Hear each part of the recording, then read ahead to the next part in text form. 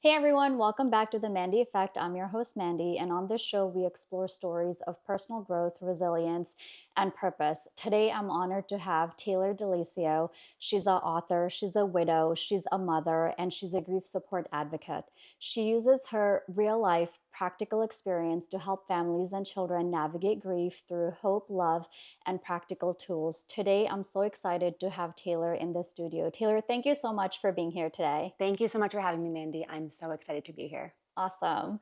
All right, so let's get started from the beginning. Tell Yeah. me a little bit about yourself and how your journey started with your husband's sickness, and we'll take it from there. Yeah. So in it would be 2019, early 2020, my husband started to develop some mild symptoms.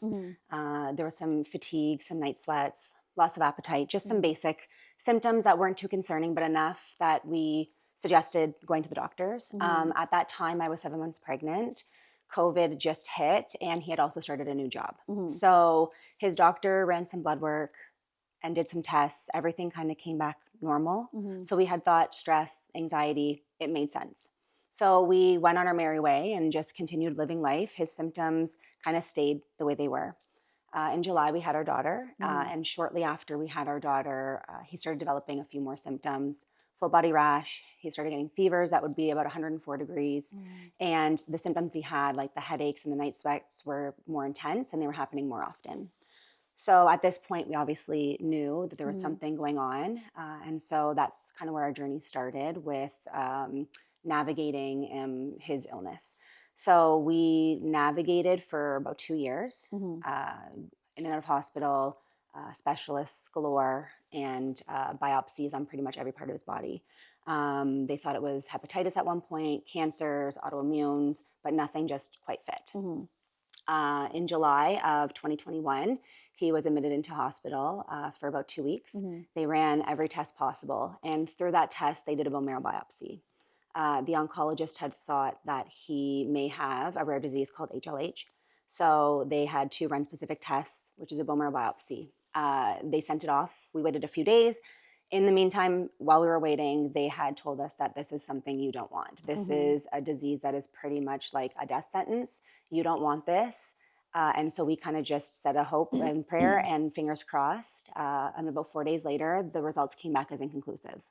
And so we were told that inconclusive means that it is not HLH. So we were relieved. And we went another year almost, well, not quite a year, up until about January, where we were still going to doctors and specialists and having more tests done, and still nothing fit. So during this time, were his symptoms getting worse or were they? No, they were getting worse, and he was Okay. developing more symptoms. So he had nodules on his lungs. He was starting to develop a cough and was coughing up blood. And so then they thought that might be cancer. And they did a biopsy and it wasn't. His liver was starting to get enlarged and it was inflamed. And so was his spleen. They did biopsies thinking hepatitis. It wasn't. His rash became like just all over his body. It looked like chicken pox. It wasn't. They did biopsies on the rash on his skin. His headaches were happening almost. He was almost just having one constant headache. It's pretty much what it was. His fevers were spiking all the time, and he lost a lot of weight. He's was 6 foot, and he was about 220 pounds when he started getting sick, and he was down to about 150. Wow. And like just loss of appetite. And then on top of that too, you could just, obviously being that sick, then it affected his mood and even just how he showed up, right? And so every specialist and every doctor didn't quite know, like almost everything would fit, but then there'd be 2 or 3 things that just wouldn't get the diagnosis because of it. And so when we hit the beginning of January of 2022, that's where things really took a turn. Wes woke up and he was really, really sick, and we brought him back to the hospital. And at that point, they actually thought that he had a rare immune disease, and they diagnosed him with that. Okay. It didn't quite fit, but it made the most sense. And because it's rare and everything else that was going on, they said, you know what, we're just going to go down this path, because at this point, it's been a year and a half, and like we don't know what's going on. So they put him on a really high dose of steroids. That is pretty much the treatment. And within 48 hours of being at the hospital and being on the steroids, himself again. He had so much energy. He had a massive appetite. All of a sudden his headaches were going away, his fevers, he wasn't getting them. And so everybody thought, okay, like This is good. yeah. Yeah. So he came home, and I remember it was a Friday. He came home like in the morning. They discharged him, and he had so much energy, and he was just like the old Wes. We went to bed that night, and we were laying in bed and just like talking about, things like we always did. Yeah. Kind of catching up on the almost 2 years that we missed together. Yeah. The Saturday he got up so early, and he was so excited to get Aubrey out of bed because he couldn't really show up as the dad that he wanted to be. Oh. And so he was so excited, and they went out and they did some grocery shopping, and he got her Timbits at the drive-thru because that's what he wanted to do. Yeah. And it was just a really nice few days. However, he woke up on Monday morning, and he had the night sweats the night before, and he started having a mild fever and a headache. We didn't want to panic just because at this point we wanted to just cling on to that hope. Yeah, for sure. So he ended up going back to his neurologist that day. She brought him in really quickly, and she suggested him going up higher on his dose, that his body just might need a bit more time, at a higher dose. So we did that day, and the next day he didn't really get better. And so we kind of knew we weren't dealing with this autoimmune anymore. Yeah. This is the treatment. It should have worked, And so his neurologist was trying to figure out the best game plan because we had kind of exhausted everything in Niagara. We kind of exhausted everything we could do, but he was still sick. Yeah.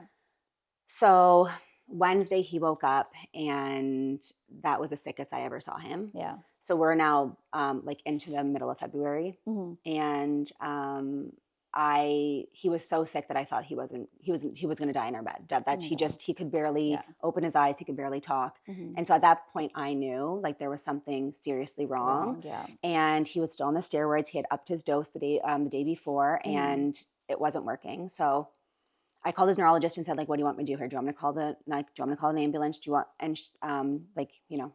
and so she had suggested me taking him to an out-of-town hospital. Okay. There was a specialist there that she knew. And she said, if anyone's going to figure this out, it's going to be him because he deals with a lot of extremely rare and difficult cases. So I said, no problem, I can do that. Yeah. So my mom came to watch our daughter, and immediately I drove him up to St. Joe's Hospital. They took him and they ran a bunch of tests, and I kind of just waited. And hours later, after waiting and waiting and waiting, a doctor called me into like a back room. At that point, they had told me that Wes's organs were shutting down very quickly. He was admitted into the ICU, and they weren't sure if he was going to make it overnight. Oh, wow. Yeah, that was a really big shock because we had just been told not too long earlier that they had this diagnosis. And now we're saying it's not this, and like he's not going to make it. Yeah. So after we had talked a little bit about kind of the game plan going forward, they wanted to run a few more tests. He said, we think we might know, but we're not sure yet. So we want to run some more things. And so then they said, you can go see your husband. That was a very difficult moment just because he was in the ICU. He was just a lifeless body pretty much on the bed. There was machines everywhere. Things beeping, and I kind of just sat there like in the chair that was in his room. And I remember just like thinking like, how is this it? How is this like, even possible? Yeah. Like I was 29 and he was 30. He was about to be 31. Our daughter's at home and she's a year. And I'm just thinking like, how did no one how can no one figure this out? So I remember just being with him, and our goal was just to get him through the night and into the next day. If we can get him to the next day, then at least more tests can be done. We have more time for tests to come back. And, so I remember just like sitting there, and I remember just saying to him like, okay, honey, we can get through the night. Like I'm here, we can get through the night. We can do it. And so at some point I remember just like, I guess I dozed off in that chair, and I remember at some point in the morning I'd woken up. A little bit of light was coming through the curtain, and I remember sitting up, and for a second I kind of just looked at him, and the machines were all beeping, but just because they're beeping doesn't mean something is wrong. Right? Yeah, for sure. So I was like, okay, is he still alive? And so I kind of go over and I see his chest kind of going up and down. So I was like, I can't imagine just being in that moment, wondering, right? Yeah. And so then I remember just like being like you did it, like you're still alive. Like I was just, it was just exciting because I knew that if he could get to that moment, that there was a bit more hope. Yeah. So a few hours later, the specialist that I had met with that was kind of leading his case ended up coming with a team of doctors, and they came into the hospital or into his room, and they had said to us, "We think we know. We're waiting for one more test to come back, but either way, we're diagnosing him." And he said he has a really extremely rare disease, and it's called HLH. Is that the short form? Yeah. Okay. So it's hemophagocytic lymphohistiocytosis. Okay. So it's a very long name. So HLH is just what they call it. So he had just said HLH, and everyone kind of paused. And I didn't say like, "Oh, what is that?" I didn't say anything. I just went like, I just nodded.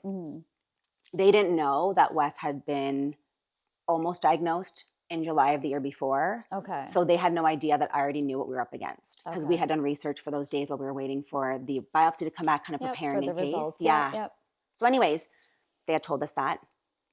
And then all of a sudden the specialist says like, I can explain to you a little bit about that. It's a very complicated disease. And I said to him, "You don't need to. Wes was almost diagnosed with this in July. So we already did our research." And the look on all the team's face was shock, just because, he was almost diagnosed in July. A year ago, right? And then now here we are, and it's actually it. So anyways, they ended up stabilizing Wes. There's a specific drug they have to use. They stabilized Wes. And then they transferred him to another hospital. He needed to have a stem cell transplant. That's the way for a patient to go into remission. So he spent 3 weeks in that ICU, and then another 9 weeks at Juravinsky Hospital. He fought really hard trying to get strong enough to have a bone marrow biopsy, or a stem cell transplant. But unfortunately, his organs were just so damaged by the time they had caught the disease and the medication that he was on. Like, he was on, chemotherapy, and he's on steroids, and he's on all these drugs to keep that HLH suppressed, but also trying to keep his organs from not being damaged. So he ended up, fighting for those 9 weeks. And then we were told, unfortunately, his organs were just too damaged, and he can't have the stem cell transplant. And HLH is just becoming too strong, and his body's becoming too weak. So they pronounced him as terminal about a week before he died. And then we kind of had that last week of him just slowly kind of, deteriorating the body. Yeah, exactly. And then he passed away just after his 31st birthday on May 3rd. And then my daughter and I kind of have been navigating the last almost 4 years through grief and stuff. But his journey was very long. Yeah, I can't even begin to imagine. Yeah. So I do want to take you back a little bit and talk about, the journey of his sickness, where people couldn't figure out, the doctors could not figure out what it was. I want you to talk about the stress, the routines, and the thoughts that were going through your mind, and what was life like while he was sick. I'm sure there's days when you cry in the shower, and then there's days when you lose hope, and then there's days when you're just angry because you want to figure it out, and no one's able to do it. Tell me that path and that journey that you took, where the mental health part of it. Yeah, it was such a complicated situation. I look back at it now, and I can't sometimes wrap my head around what I went through and what like Wes went through, but my personal journey, what I experienced. I was 7 months pregnant when Wes started getting sick. It was our first child, and COVID also hit. When we had our daughter, we had an emergency I had an emergency C-section, and there was complications. So I was dealing with that. We bring home a brand new baby. Wes's sickness starts to get worse. There's COVID. So because we have a brand new baby and also Wes is sick, we're already isolated enough. There's just so many layers of just and then on top of that, I ended up having postpartum depression for about 6 months, where I just was going through my own stuff. it was almost like I wasn't really fully aware at the beginning of Wes's illness once we had Aubrey, like what he was truly going through, because I was just trying to survive, right? Yeah. I was taking care of a brand new baby. My body had changed. You know, I have all these things going on. I'm isolated, all the things you dream of when you have your first child, right? Yeah. All those things. Like I didn't get to have a baby shower. I didn't get to have people at the hospital when she was born. People couldn't visit who wanted to visit, right? Yeah.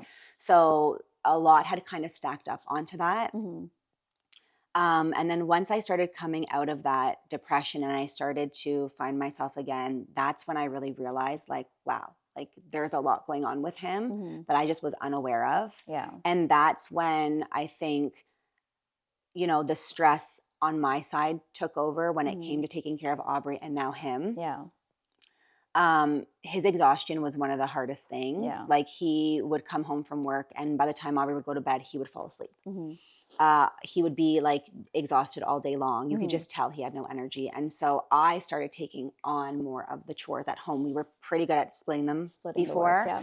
And so I started taking on more of the chores and doing everything because I didn't want him to add more stress to his body and Right. I wanted him to take care of himself.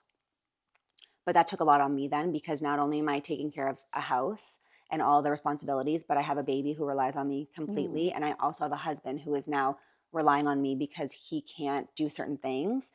And on top of that, I was at every medical appointment with him because I was navigating this with him because there were just moments where he was so sick that he didn't have the capacity to like think about his illness or to, you know, navigate. And so that took a really big toll on me mentally. I'm somebody who will push through and who doesn't ask for help and who just wants to just act like I have it all together. And that's what I did. I can completely understand because I'm the same way. You think you have it and then you kind of hide behind the shower and cry. Talk to me about the support. So we're in COVID. You're almost kind of dealing, well, you are dealing with your, talk to me about support. You have your little child, your husband is getting sick, and then your support. Were you seeking any therapy? You started coming out of postpartum depression. What did that journey look like? Yeah, I had a lot of support from my parents where they physically were helping us. Yeah. We had a little bubble and my parents were the ones who were physically coming in. My mom was helping me. She'd come and she'd watch Aubrey so I could, you know, even go to the grocery store or I could, you know, just have a shower and just, you know, have a minute to myself. She would take Aubrey for a walk and stuff. And so I had them. My brother and my sister-in-law, they weren't able to physically kind of help us because my niece was in, at the time she was in preschool when everything kind of went back a little bit more normal. And then my sister-in-law also had my nephew 8 weeks after my daughter was born too. So we, at some points, were together when my niece wasn't in school, but then there were other points where we weren't together. So it was mainly just my parents. Yeah. When I visited Wes every day, Wes was in the hospital for 3 months before he died, and I went every single day and drove from Niagara to Hamilton to visit him. My mom would come and she would watch Aubrey so I could go. And my dad would actually drive me to Hamilton. He didn't want me driving on the highway for an with hour all that going on with all that going on. And it was February and March, so it was wintertime. So he just said, you know, my dad wasn't even allowed to go visit Wes because there were so many COVID restrictions. When he was in the hospital, for majority of his hospitalization, only one person could visit him, and it had to be the same person the entire time. Yeah, because they're risking the patient more, right? Well, and that's it. Yep. And then the ICU is considered a more critical floor, and then the stem cell transplant floor is also it's considered a critical floor because of the patients and who you're dealing with. So some floors were a little bit more relaxed in their restrictions, and others weren't.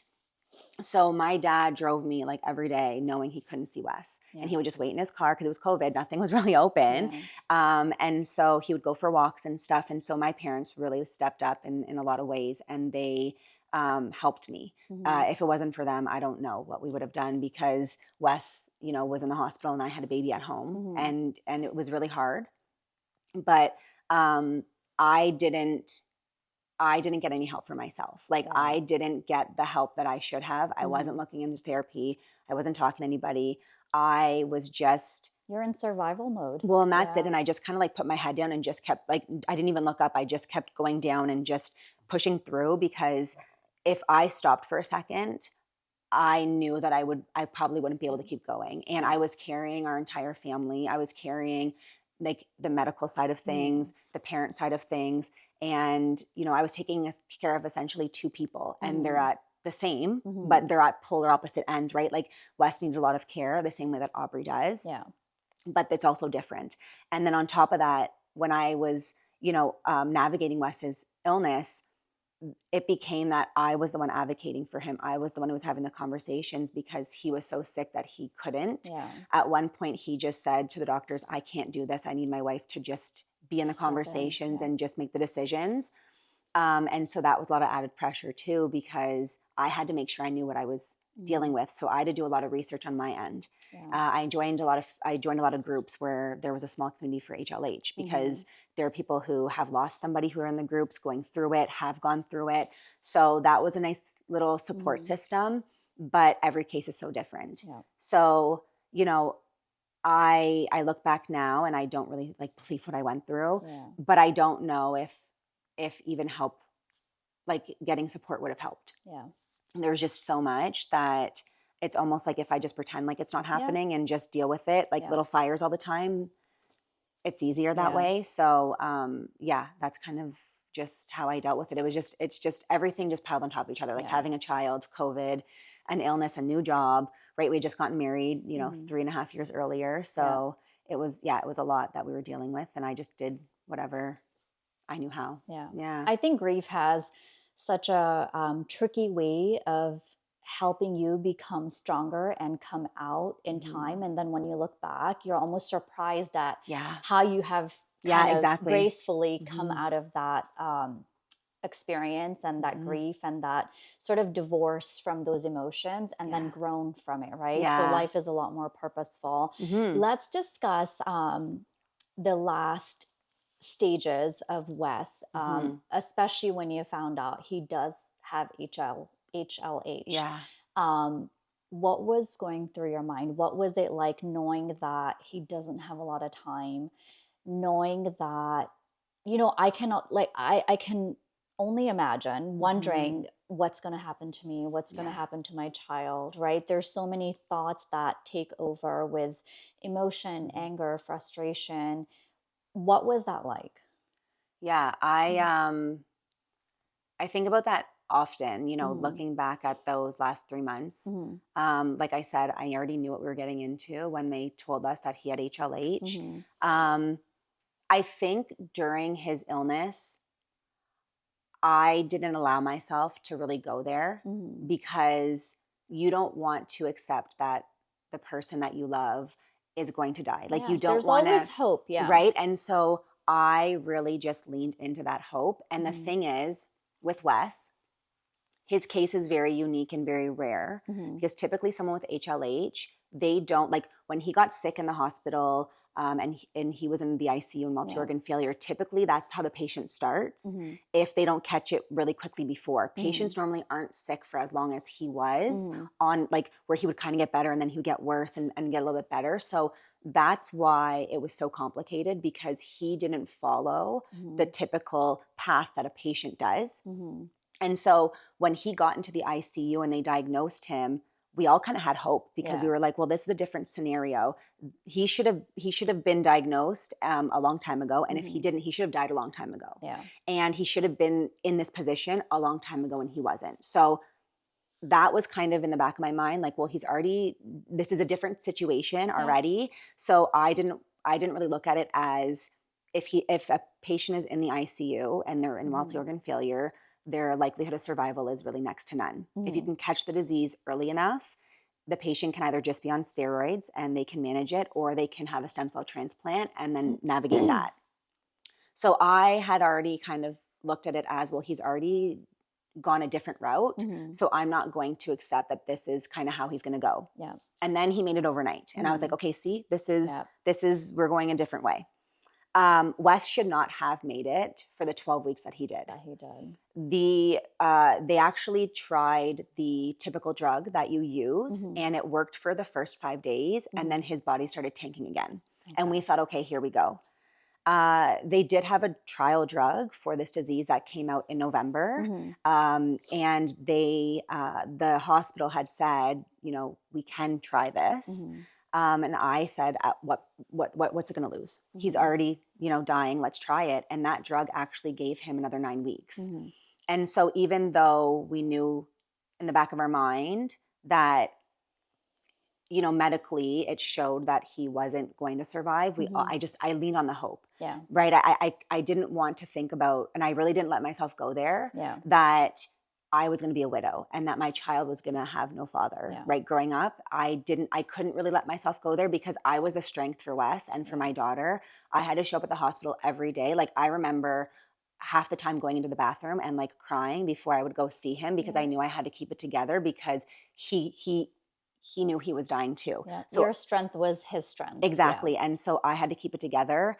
And then when I would leave his room, like, that's when I would break down again, when I was by myself. But when we met with his team a week before he died, and they sat down with us and they said, his organs are just shutting down, even with the medication. HLH is just starting to thrive, even with him, being on all this medication. There's nothing else we can do. Even in that moment, like, I remember I said to the head doctor, I said no. Like, I remember just saying to him, like, no, like, that's not happening. Yeah. And I still had hope, and they understood. His whole journey was so different. And I just said, no, there's something else. We need to try something else. And I didn't want to accept it. And then Wes just slowly started to deteriorate, and I still didn't want to accept it. Wes ended up having a cardiac arrest, and he was put on life support. We thought he was just going to pass away from liver failure and just kind of go into that sleep state and then pass away. So that was an added shock. And even then, I was still like so just naive to the fact that he was going to die. Like, I couldn't accept it. And he was on life support for just over a day, and it finally like just clicked into me. Like, when I just said to my dad, like, what are we doing? I watched the nurse come in, and he had been on life support, and they wanted to run tests. So they advised me not to take him off life support till they run all the tests. And then they met with me in that early afternoon, and they said, we can wait until the morning and see how it goes, but we suggest you put a DNR on him, which is do not resuscitate. And I said, absolutely. I know that would be his wishes. So we started there. And I had some family came and saw him. And then I watched the nurse come in, and she put a bag of another medication on his like little hook thing. And I remember watching her, and then I remember looking at Wes, and I just said to my dad, what are we doing? And my dad just looked at me, and I said, what are we doing? I said, he doesn't want this. And let's say he did come out of this. Now he's a cardiac arrest patient, so now he has heart issues, right? His organs are damaged. I said, what are we doing? And I remember, I think that was the moment that I finally accepted it, this is it. And that was hard because I also had to have that conversation with him, before we took him off life support. Like, I needed to let him know that it was okay, that he had done everything he could, and that I was proud of him, and we were all proud of him. And that was, I think, the moment that I finally accepted it, is that, in that moment. And that's kind of the moment that I accepted his death. But then I denied it after, right? It was like that little moment that I accepted it, and it allowed me to, I think, take him off life support. It allowed me to put him to rest and put him at peace. It was a little moment there, and it just felt right. And it's almost like Wes was there, right? It was almost like Wes was there, like, okay, honey, like, it's our time, and so that's kind of, I was in denial right up until that last moment. Your journey is just, it's so painful. It's so inspiring. I think you're such a warrior, for navigating through that path and holding your head strong, being there for your daughter, being in a COVID time, and just kind of being there for yourself. So when he passed away, let's talk about the next morning. You have your daughter, your husband has passed. What's going through your mind, and what was that journey like for you and your daughter? The grief, I mean, you probably started grieving before he even passed, right? Because there's hope and then there's that fear of what if. Yeah. So what did that chapter look like for you? You know, he's passed on. Now it's just you and your daughter. How did you talk to your daughter about it? Yeah. It's so interesting with that situation, and many people might be able to relate to this when you are a parent or when you have responsibilities. Life doesn't stop. Wes was taken off life support around 10:45 at night, and then I left the hospital shortly after. I came home around midnight, had a shower, went to bed, and around 7 a.m., my daughter is in her crib calling, like, "Mommy, I'm awake." And, she's making her noises and she's like, just ready for the day. Yeah. And I had to keep going. I couldn't not show up as a mom. I couldn't not show up. And I mean, the house still needed to be taken care of. Laundry still needed to be done. Groceries still need to be bought. So that morning, like, I woke up and my mom was with us the night before. She'd stayed with me. And I remember saying to my mom, I know she's not going to understand, but I need to tell her that her dad has died. Yeah. Because until I do, her grief won't start. Yeah. Even though she might not understand, and even though she might be aware that her dad is not here, those words need to come out of my mouth and need to land in her body, right? And so I remember, getting her out of her bed in the morning, and I hadn't seen her for a few days because I was with Wes at the hospital. They allowed me to stay overnight at the last when we found out he was terminal. So I hadn't been home. I hadn't seen her except for FaceTime. So she was so excited to see me. And I get her dressed and everything, and I bring her out. Yeah. And my mom's sitting on the couch, and then I sit down with her on the floor. And I remember grabbing her hands and looking into like those beautiful blue eyes. And I remember like being so uncomfortable, being so like just. It felt so awkward and uncomfortable. Like, you can't gather the words at that point. I'm sure it's just like you don't know the right things to say. And she's so little at this point, right? And that's it. And the thing I think that was the hardest for me is that you want to protect your kids. You want to keep them safe, especially when they're really little. Like you don't want anything to happen to them. You want to keep them as safe as possible. And here I was to my baby, and I would be the first one to hurt her. I would be the first one to give her something that I can't protect her from. And that was the hardest part for me. Even though I didn't, make Wes die, I was the one who had to give her that message. And I was the one I couldn't protect her from it. And so that was the hardest part, is that I was her mom. And in that moment, I was also hurting her. And I remember just looking at her, and I just said to her, like, baby, like, daddy's body stopped working. He couldn't eat, can't drink, he can't talk, and daddy died. And my mom's sitting there, and she's just like holding her breath. And then I just kind of sit there, and I'm like, okay, I know she doesn't understand, but at the same time, the conversation had to be had. And then all of a sudden, she just like takes her hand away from my hand, and she points up at my mom, and she goes, "Grandma." And I just kind of looked at my mom, and she kind of looked at me. And then we just started laughing because we were so like we had a big conversation. Okay, what are we going to say to her? Like we had prepped so much, and we made it such a big deal. And really, it wasn't. But at the same time, it was. Right. And so that's how we started her journey. I was in shock for probably about a week or so after. I mean, the funeral planning happened that next day. I remember my dad picking me up at 10 a.m. and off to the funeral home we went. We were there forever planning everything. And then from there, phone calls were coming in, flowers were coming in, people were stopping by. It was, getting his stuff ready for the funeral. It was planning everything. It didn't stop. I think every day from the moment I woke up until the moment I went to bed, there was somebody around me. And then I remember the funeral happened, and then the funeral ended, and we had a little celebration of life after. And I remember the last person I kind of left, and I was with my parents, and I was with my brother, and we were packing up the car with some flowers to head home. And then we were driving home, and then my parents settled me in whatever, and then they left to go home, and my brother left to go home. And that was the first time I was in the house alone. Alone with her. When it was her, and she was still awake because my sister-in-law had watched her, so they had brought her back. And then my sister-in-law picked up my brother, and I remember like it was around dinner time, and I remember being like, oh. And that was like the first time that wave of grief hit me, because yes, Wes hadn't been home for 3 months, but I knew he was in the hospital. Yeah. and we would FaceTime him. This was the first time that I wasn't picking up the phone and he wasn't going to be a part of our dinner. He had been a part of our dinner the whole 3 months. Yeah. And then when I was with him at the hospital, we were a part of my mom and her dinner. Yeah.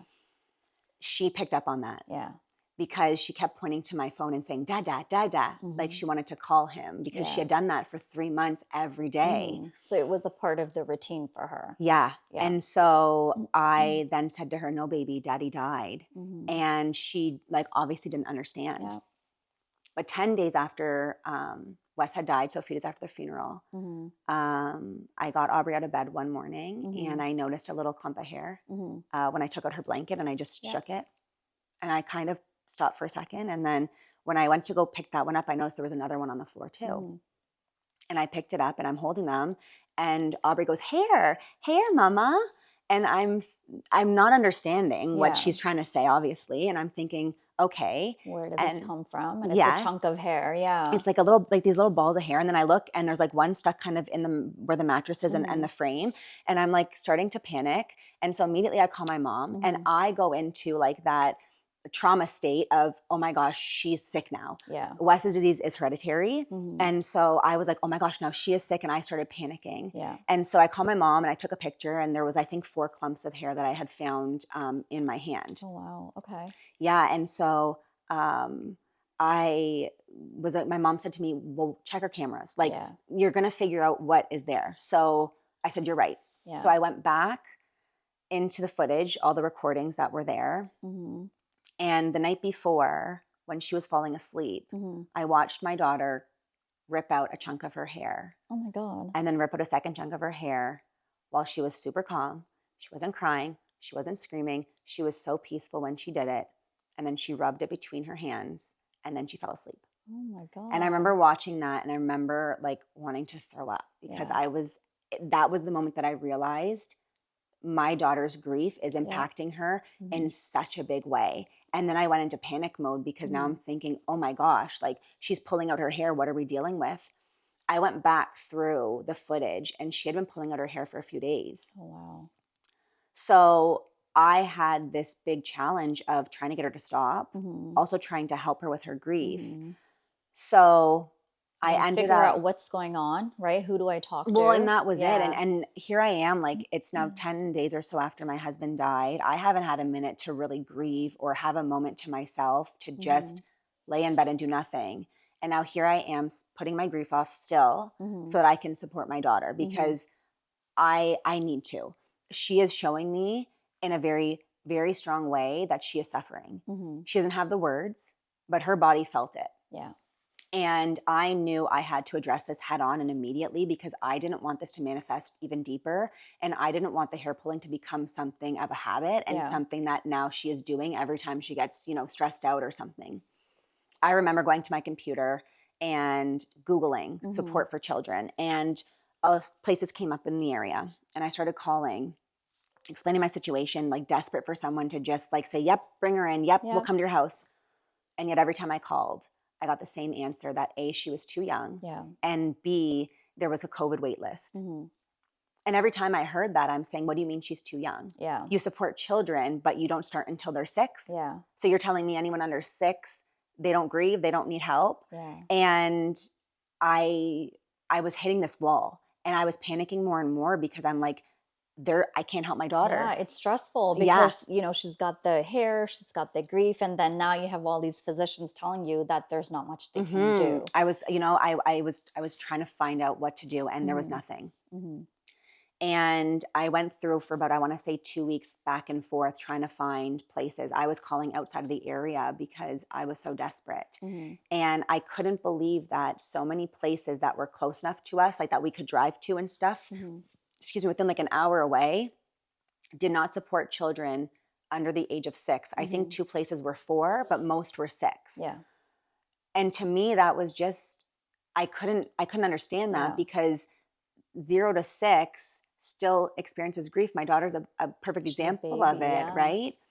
And so I realized I had to figure this out on my own. On your own. And I was somebody who I think I may have put too much pressure on myself. I think it was a way to cope and a way to distract myself from the grief I was feeling. but I felt like it was my job to figure this out. Figure it out. Because I looked at it this way, that I had two choices. I could avoid it and ignore it and hope it goes away, or I could face it. If I ignore it and I let it just do its thing, I'm setting up my daughter to go down a certain path in life. And you don't want that. Right.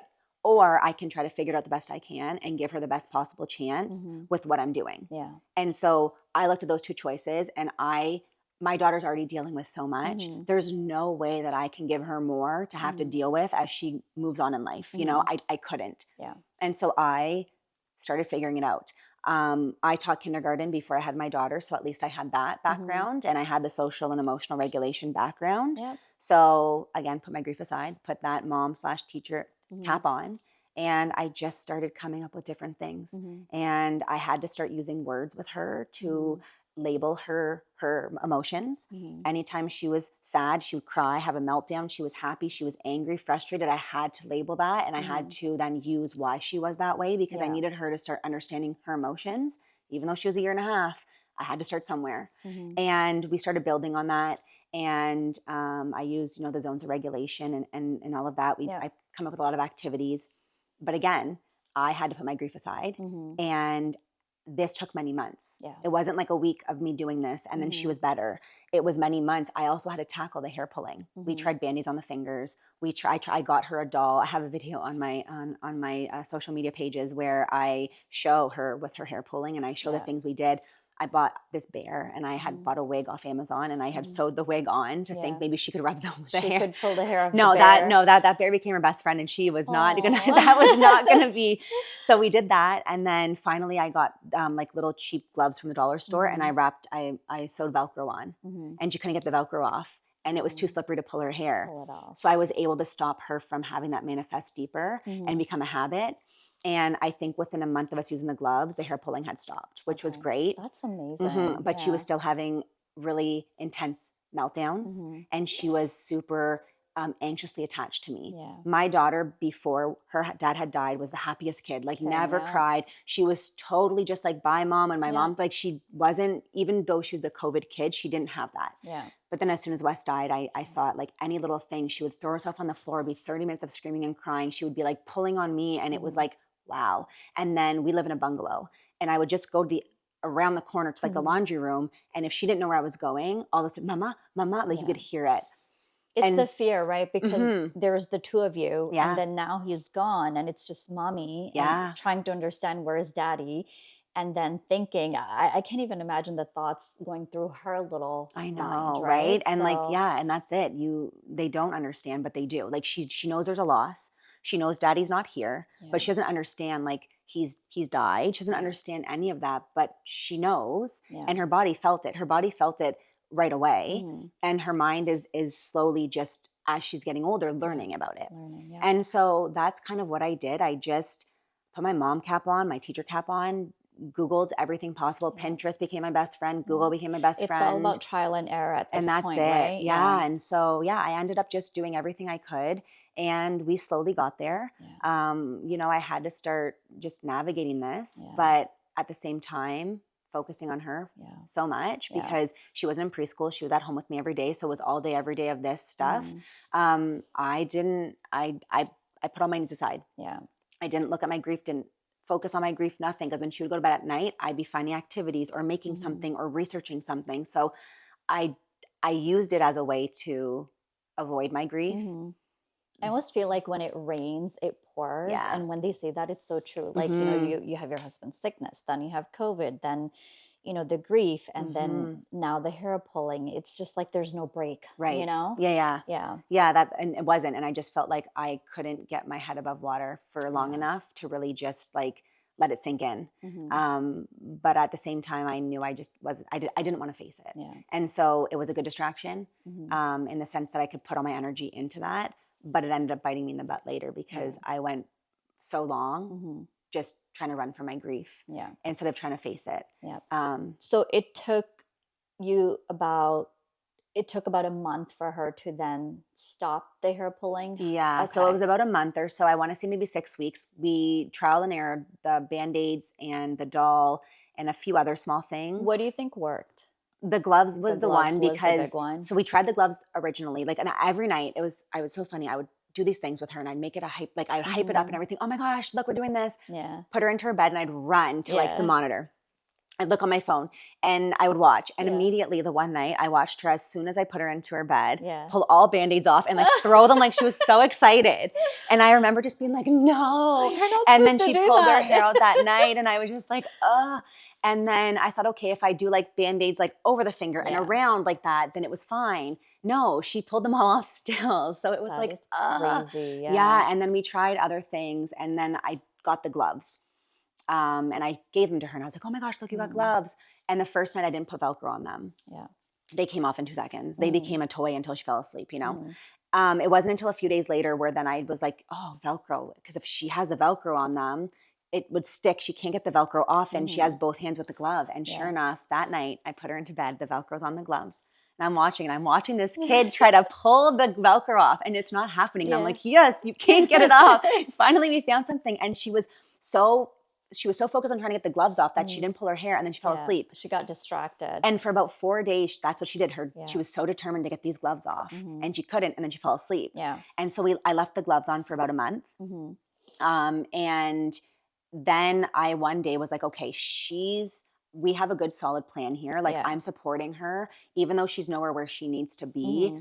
I didn't want her to have these gloves forever. Like I wanted to try to see, you know. So we took off the gloves and she didn't touch her hair. Yeah, that's amazing. And that is so wonderful. And so that one was resolved really quickly. The meltdowns and the anxiety, that took a lot longer. I want to say it was about a year of me supporting her. The meltdowns went away fairly quickly too, but the separation anxiety, which is understandable, was really, really hard. Yeah. But then as soon as I brought her back out into like the world, like she went to preschool and and everything, she was like back to her normal self. Where like the first day I remember dropping her off at preschool and she was 2.5. Wes had passed away beginning of May and she was starting this in September. And I remember dropping her off on the first day and I was so anxious because I was waiting for her to scream and cry and not be able to leave me. And my nephew was with her in the same class, which was nice. And my sister-in-law was dropping off my nephew. My nephew's crying and he won't let go of my sister-in-law and I'm waiting. And my daughter goes, bye, Mom. And she walks right in.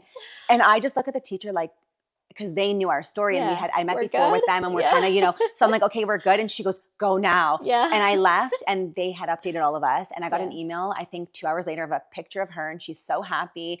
And she never had an issue. She was so good. Then we started adding in sports. And again, bye, Mom. Like it was just that period of time, that adjustment, right? That adjustment where she just needed to get used to the new it's routine. about routines and, you know, getting back to the new normal. Right. And I think this is so wonderful, the journey that you've had with her grief and the hair pulling and not having any support and then being able to help her, you know, being in survival mode, warrior mode. And children are so resilient. I think, you know, I'm sure even now, you know, grief or that that void creeps up, but that's helping her become really strong. Yeah. Now let's focus on, so there's all these things, trial and error, research that you did with your daughter to help her. I want to talk about now looking back, what were things that even though you were in survival mode, there was a lot of stress, there was a lot of anxiety, anger, frustration, confusion. What are things that helped you? If there were anything, you know, maybe 5 minutes to myself in the morning, were there any routines or things that you did that could help somebody else that's watching today? Yeah, I look at that journey, and so I didn't really face my grief until probably about a year after Wes died. Maybe Christmas it all started to hit, but it really wasn't until around that year mark that I started to really face my grief, that I realized I can't outrun this, and the longer that I suffer, the longer Aubrey's suffering, right? And so at first I kind of just did everything. Like I just went on Google, and I really didn't want to go to therapy. I wasn't ready to go to therapy. I really didn't want to sit down with someone and have to explain the whole story, get into all the details. I was like, I'm just going to do this on my own. I know what I've been through. I know I need to heal. I'm just going to go about it that way. And I remember buying like every self-help book out there. I was following every TikTok influencer and every Instagram influencer. I had journals galore and pens that were all different colors because I was like, I'm going to heal. Like, this is what we're going to do. And I remember like having them everywhere in my living room. And I would read books, and I was like highlighting and sticking and noting and everything. And I'd write all this stuff down. And, you know, I look back now and I laugh, but, you know, a lot of those things were really helpful. Yeah. I'm laughing because I've done that too. And you know, you start reading a self-help book, or you find a podcast that you really resonate with, and you're like, I got this. And you're like on cloud 9 until the emotion hits and you're back to square one, right? Exactly. And that's what happened. And, you know, I look back, and even though the journey for me was so chaotic, like I look back now and I'm like, oh my gosh, like I was literally trying everything, and I was like, you know, all over the place. But I look back now and I look where I am today, and even though the way I did it was probably like not the best, there was probably a more like, you know, logical way to go about that. I learned so much. All right. So to summarize, the things that help are journaling, taking alone time, and then... Yeah. And then the biggest one I can say is just feeling it, writing it, or getting it out, and then moving it out, and then letting it go. Not expressing it, letting the grief. Yeah, letting it, feeling it first. Yeah, that's always a big one. And then writing it out or talking it out, moving it out, and then letting it go. And then also receiving support when it's available, yeah, right? of course. Yeah, that's a big one, yeah. Okay, all right. So next I want to talk about when you realize, because you're doing such amazing work within the community, I want us to talk about how you took your grief and turned it into purpose with community work, and how that led you to writing your very first children's book. It is very, very, very cute. It's called Can You Hear Me? And it also... I believe they're sold separately. Yeah. And then it comes with a little ladybug, and the ladybug has a little black heart on the back. I read the book. It's so cute. Anyone can pick it up. And I love the fact that there's activities in there for children and families to do as they're reading along and afterwards. But Taylor, I'll let you talk about the book first, where people can access it, how they can purchase it, and then the book itself. What was the journey like, what your thought process was, and how this whole thing happened? Yeah, so the book is available on Amazon, also on my website as well. And the keychain you can get on my website only. I also created an activity book. The activities at the back of the book were so well received. And so then I ended up creating a 6-section like activity book for children. The first section is all information on children's grief for the adult that's supporting them. And then the second 2/3 is all activities, different sections for them to work through their grief in fun ways. And then it just allows the adult that's working with them or that's taking care of them or supporting them to feel like they're able to do something without having to think. Yeah. And the book, Can You Hear Me, actually started 2 years before it was published. I had started to share our story on social media. I wanted to bring awareness to Wes's disease. But a year after, give or take, I started just posting little videos on TikTok, just sharing things. And then I started sharing, you know, my journey with my grief. And then I started bringing Aubrey into it a little bit, talking about that. And one day we had made a video and she was talking about her dad. At this point, she might have been 3. And so maybe it would have been more than, it would have been about 3, so about a year and a half. And the video just blew up. And people were messaging me, and then they started watching other videos, and then I kept posting videos, and people were thanking me for sharing my story. People were, you know, saying their stories about, you know, they lost somebody and they can relate. And that's kind of when I realized that, you know, I always say that everything happens for a reason. And I know that some people don't like that, and that's fine. However, I look at my situation that I went through, the journey with Wes's illness, all the way through for 2 years. I look at, you know, the way he died. I look at the grief I've had to deal with on the other end, my grief, my daughter's grief, you know. I look at so many things, and I couldn't accept the fact that I went through this just to go through it. I really believe that there was a bigger reason for it. And when I started sharing my story, that's when it clicked, that sharing my story is what I need to do. And there's other people out there that actually need help and that could use the support.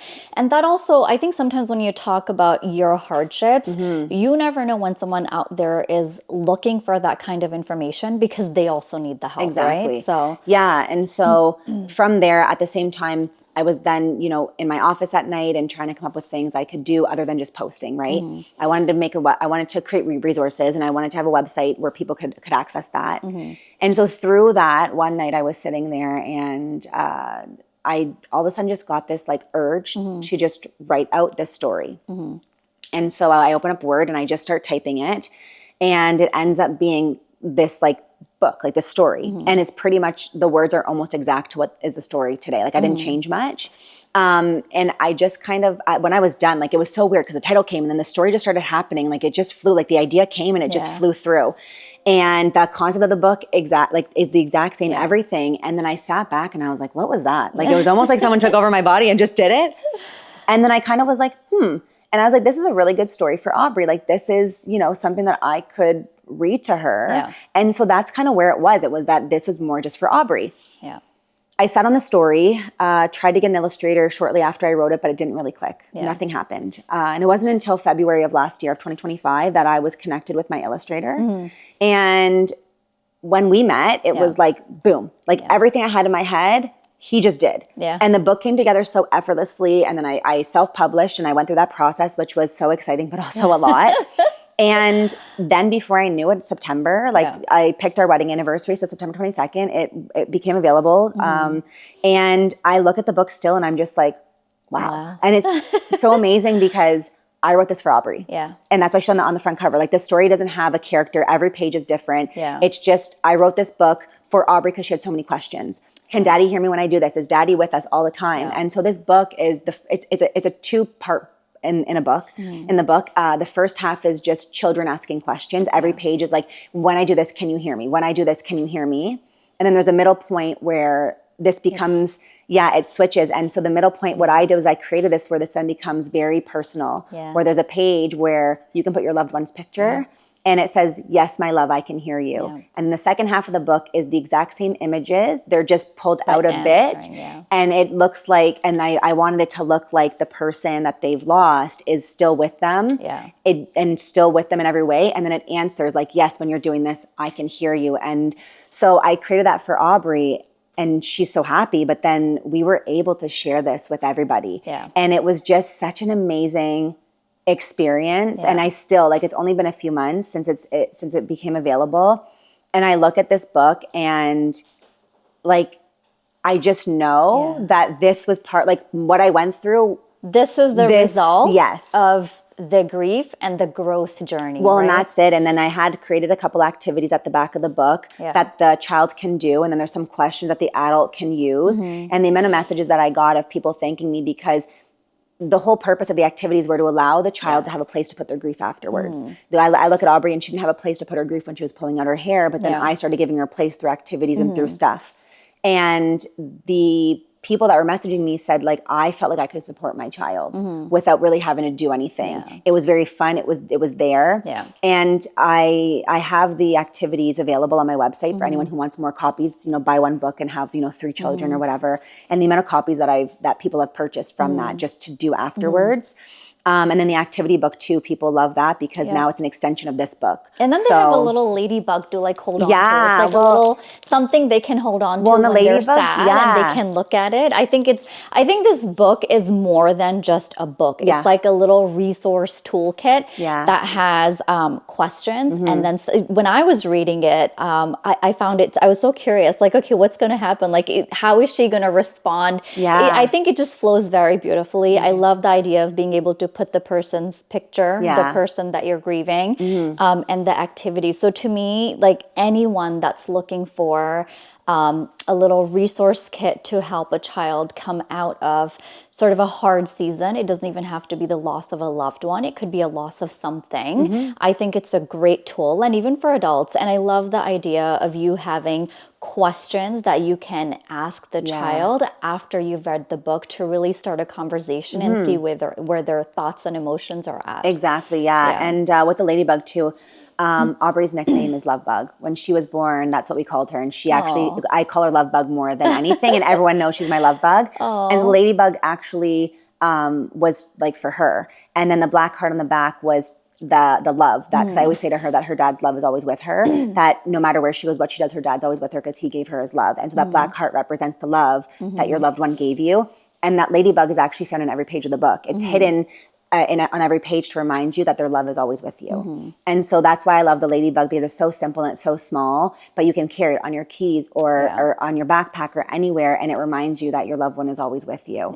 And so it was nice to add little touches into the book that were personal to Aubrey, but then we could also share with everybody too. So it was just a great experience, a great project. And it's led me to actually create more projects now for the future. So it's just been an amazing Your work thing. is just so meaningful. I think there's a lot of authenticity, which comes from experience, right? And now you taking the research that you've done and your own lived experiences to be able to help someone out there. I think there isn't a bigger purpose than that out there, right? Being able to take your grief and turn it into purpose that can truly help other families and people out there. I think it's so meaningful. Yeah, thank you. It's been really healing too. And I've always said that I'm trying to fill the gap of what I didn't have. I look at when Aubrey was pulling out her hair and when I was in my difficult grief trying to support her, I wish I had something so easy but so meaningful.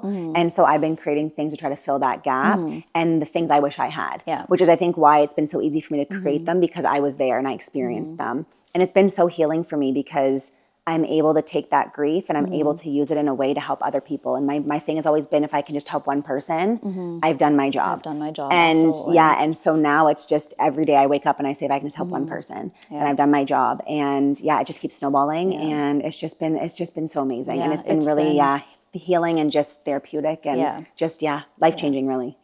I think the amazing thing about grief is, no matter how healed you are, I always say that in time, you learn to live with it. It never really goes away. No. You know, the person's feelings, emotions, and the memories you've had with them, they'll always stay with you and they'll never go away. But you just, in time, you just learn different coping mechanisms to sort of move ahead in life. Of course. But that doesn't mean you've forgotten the person. It just means that you're now learning to live with that void, that physical void that isn't here anymore. Yeah, exactly. Yeah, you're just kind of learning, at the beginning, your grief is kind of leading the way. Like that was, when your grief is really heavy and you're lost, like the grief is leading the way, calling the shots and everything. But when you start to get to a better place and you start to learn to give space for your grief and you allow it to show up when it needs to, but you have the tools to then bring it back. And that's the balance, and that's the beauty, is you're never going to be able to get rid of your grief. You're never going to heal to be 100%. It doesn't matter who you are. There's life things happen, there's triggers. You're not healing to be amazing and 100%. You're just healing in a way to be able to have your grief not run your life. You're now walking beside your grief. And at times you allow your grief to come into the light. You sit with it and then you go, okay, let's put it back. And that's the beauty and the balance with healing, is that you get to that place where you're never going to forget your loved one. You're going to have days like, it's been 4 years for me and I cry all the time still, and I look at my daughter, but it's not the same kind of cry. It's a different kind of cry. And it's more of that like sadness that, he's missing this stuff. And it's not so much the pain of like, why is he gone? He should be here type of deal. It just transforms your grief and it allows you to carry it easier. You walk with it instead of, it dragging you. Before we wrap up, I want to touch on one more thing, if it's okay with you. So it's been a couple of years. You've been a great mom. You've been a single mom.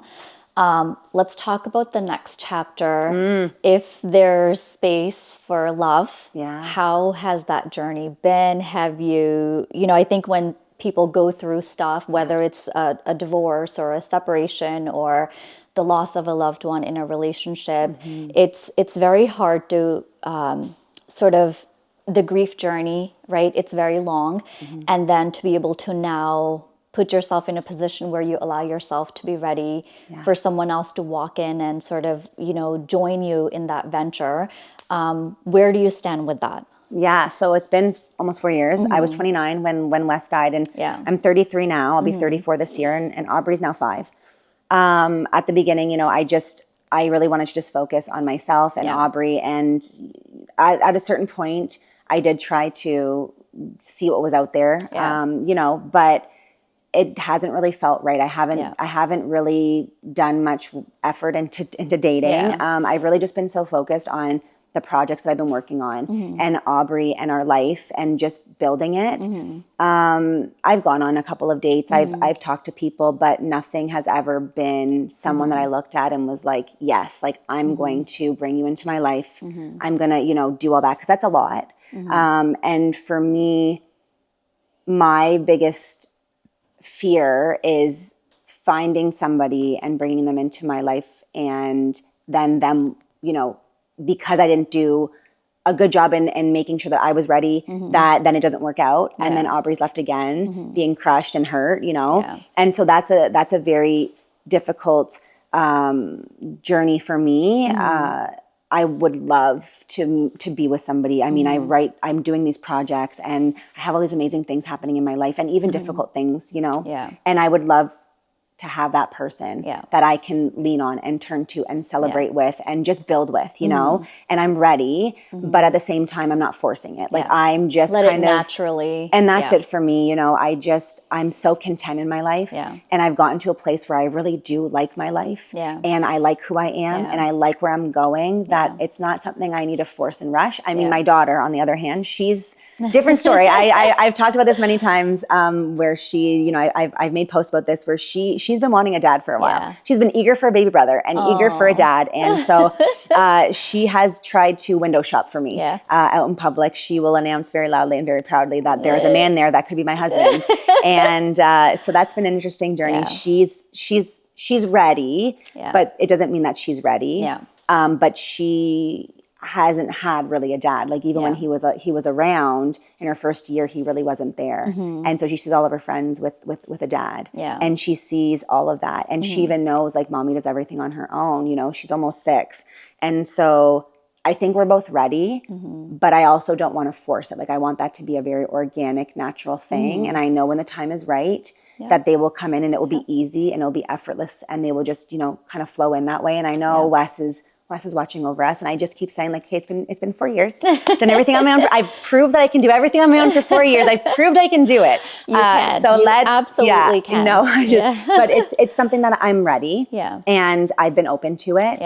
And now it's just a matter of, like, I'm not forcing it. I'm not, you know, on dating apps and talking to people. Like that's not for me to do. Like I've just never felt right whenever I've done that. And so for me, it's just kind of when the right time happens, and I'm ready and I'm open, but right now I'm happy where I am. So I don't want to rock the boat too much and do that, but I think from someone who's been in a similar situation, I think there might be times when we feel we're ready. I think it happens when the time is right, and it naturally flows and it makes sense. It's never going to be perfect. There's always going to be bumps, and that's what makes your relationship stronger. Yeah, exactly. Well, this is it. I think we had a great, I have so many more questions. Maybe there'll be another option for a part 2 or 3. Thank you so much for being here today. I think I genuinely enjoyed this conversation. I think your journey is far beyond grief. It's about purpose. It's about helping one family one step at a time, and also keeping the momentum going in your own journey and your daughter's journey. I think you've done such a wonderful job in being that, not just a grief advocate, but sort of that recognition, awareness, and then educator for yourself and your daughter, and for people that are listening out there, that if you put your heart to it and help isn't available, there's always a way to figure it out. Yes, exactly. So I think you lead by example. Thank you. For the listeners out there, always remember that there's always a possibility to turn your grief into purpose and connection into love. If this video resonated with you, or you feel like it can help someone, kindly share it. And if you can, please subscribe. Thank you so much for watching, and have a great day.